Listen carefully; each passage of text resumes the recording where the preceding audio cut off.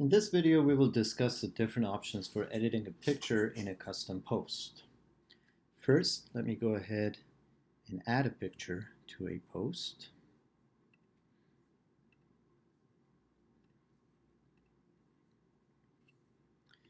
There we have it.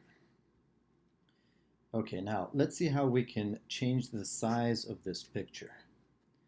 So if you would like to adjust the picture to a specific width and height, all you need to do is click on the image, and we're going to have some options pop up at the bottom over here. Select the image attributes, and we will be able to specify the dimensions to which we would like to readjust the image to.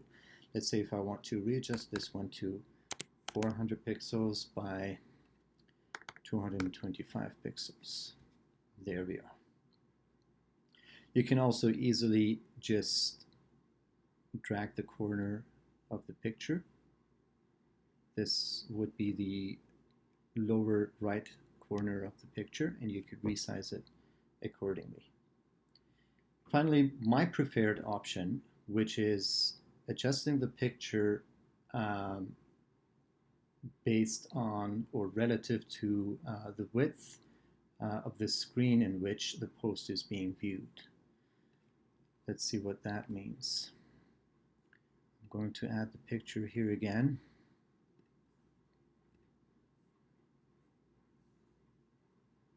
I'll click on the image, and you see that we have three options down here: 100%, 50%, and 25%.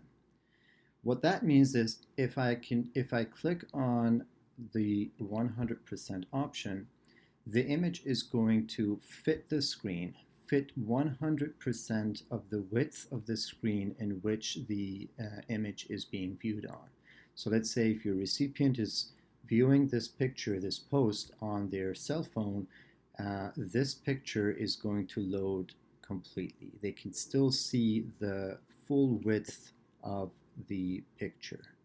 I can also go ahead and select 50% so that the image will adjust to fit 50% of the width of the screen, or 25%, which means only a quarter of the width of the screen is going to be filled with the picture.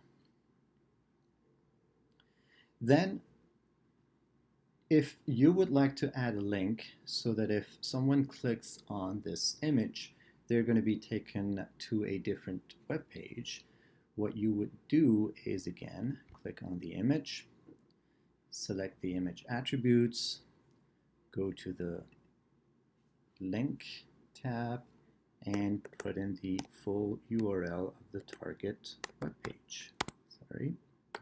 www.targetpage.com, for example. Also, if you would like that page to open up in a new blank browser tab, all you need to do is type in blank in the target field. So this way, if someone clicks on that image, they're going to be taken to this URL in a blank tab on their browser.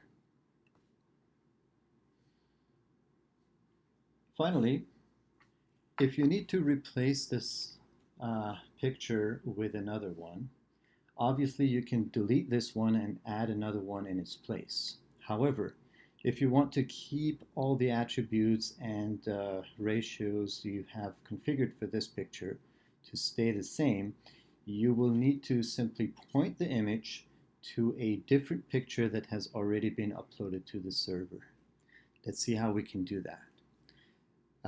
Let me save this first so we keep all the changes that we've made here. Then we're going to go out to the photo library tab. Bear in mind that I should have that replacing image uploaded here first. Let's say the image that I'd like to replace that picture with is this one. So what I need is to copy the link, the URL of this picture. I can click on this button over here or this one, it doesn't matter. And what that does is that it copies the link of this image to my clipboard. Then I'll go back to news and blog, and I'll go and edit that last blog post that I was creating. There we are. So we had that picture that we had adjusted before and made some adjustments to its attributes. So what I'm going to do is click on the picture again, select the image attribute.